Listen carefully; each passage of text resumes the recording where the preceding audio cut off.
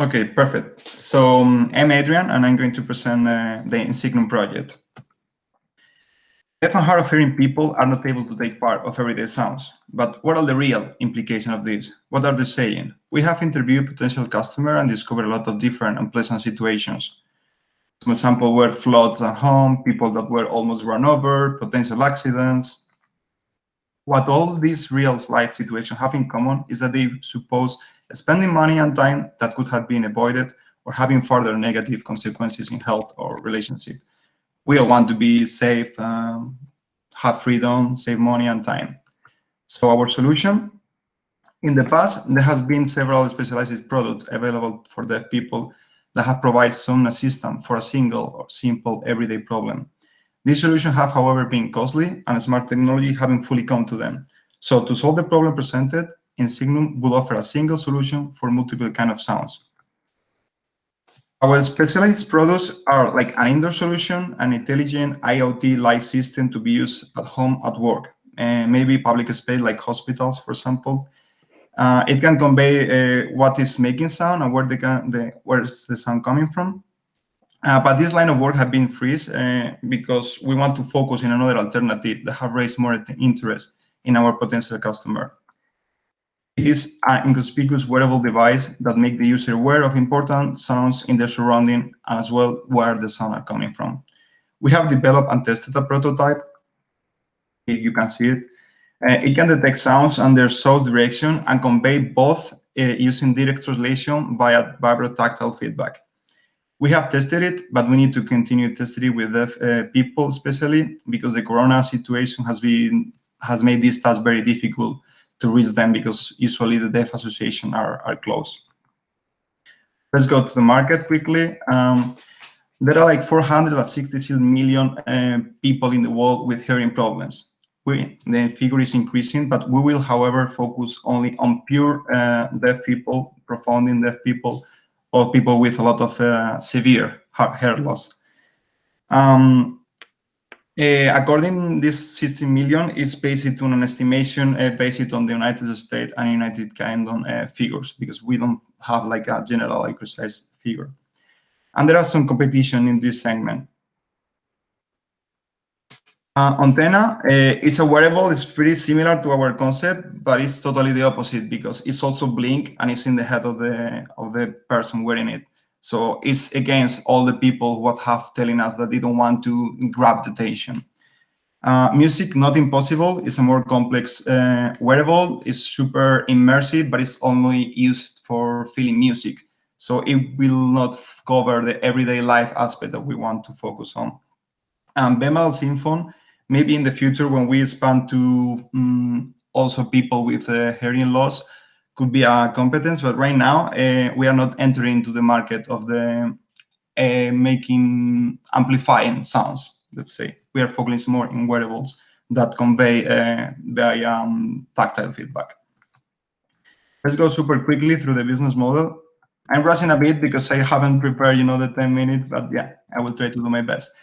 As you can see, the market is a niche market. We are targeting like specific people, so our customer is super niche market, and it is important to reach them creating communities because due to their handicap, they are usually suspicious and are generally isolated. So have this community will help us to overcome those barriers. The revenue stream will come for the selling of the wearable. However, in our interviews, we have been seeing there is some space for customization. We can just improve or make some adjustment to the wearable so they can prefer it. The cost structure is basically the hardware, although the production costs and the research for further development will also need it. The channels will be basically social media to create that community, as we mentioned.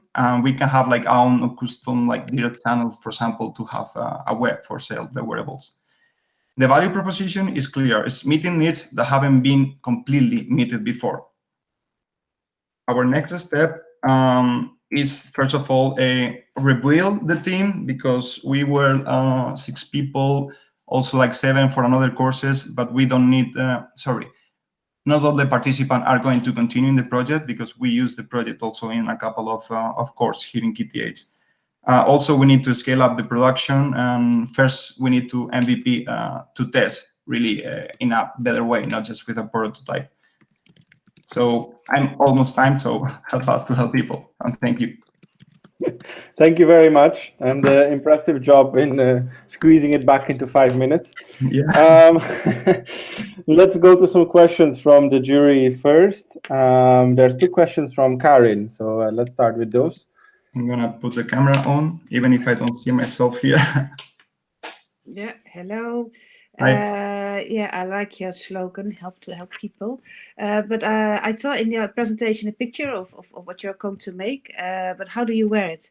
Because you said it will not be in the hair, it will not be... Yeah, exactly. What we made was a prototype with, I mean, it's basically a bunch of wires, and we choose that because with that we can like simulate different wearables. We can put it like around, for example, the ear. So we were simulating a headphones, which will combine like left and right direction.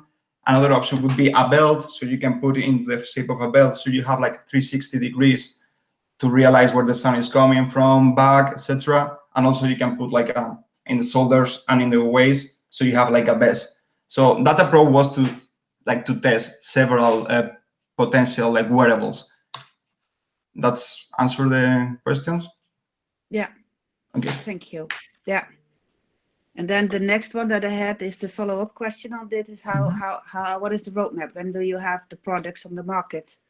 And which markets? The next question is then, when do you think you have the product on the market, and which market are you going to? Which countries? Okay, yeah. According to our research, it should be done in 1 year, like a fully complete version.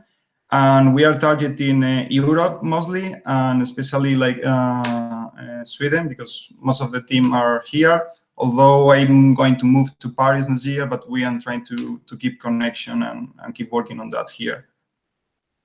Okay, thank you.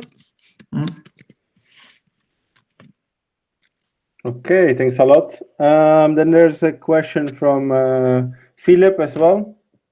Yeah. I just put up there, sounds fascinating. How do you distinguish between the different sounds and noises, which are important and perhaps which might be safety critical? And how do you prevent the profoundly deaf person that's your target market, from being kind of confused or overwhelmed by the number of signals and stimulants they're getting? Yes, there are a lot of questions there. So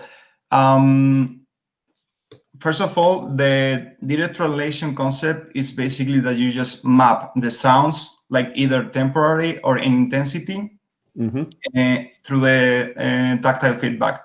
So, for example, we make a test and we have several sounds. Like one of them was an ambulance.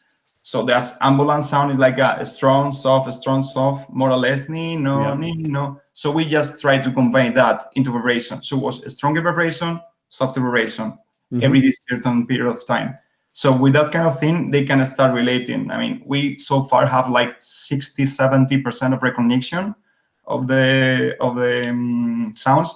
But according to the research, it's very easy to start learning super fast, especially if you wear it like the whole day. You will start distinguishing the sound. You are learning kind of a new sense.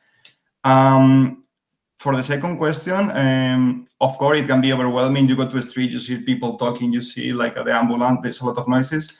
Right now, we have like 3 degrees of sensibility. I don't know if this is the word. We can like reach up to 70 decibel, 60, and 50. That's one trigger. And we also, in the future, in the long run, we want to add more intelligence system, so we can just specific like target some like sounds through sound recognition. That would be like, okay, I don't want to hear anything that is super low, for example, because it's like, we'll be always making vibration. Yeah.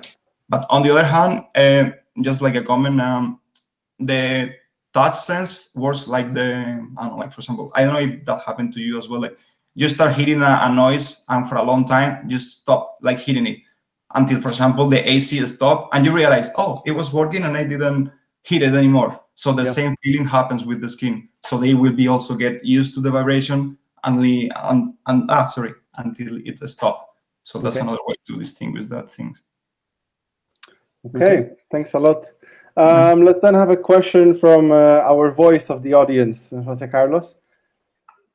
Yeah, so Mehul is asking regarding the cost of the device. Do you have already an estimate of how much your solution would cost? Yes, the whole prototype thing has cost us like 120 euros, and we estimate that with the manufacturing costs and everything, it could be went up like up to 200 euros. We still need to like talk with deeper, but that's like a rough estimation. Okay, thanks a lot. Here, it will be an affordable range. I would say yes, because in the interviews with the customer, they are willing to pay up to 1,000. So it's really, I think we have like a lot of space there to grow. Thank you very much for answering all the questions and also for the interesting presentation. Thank you.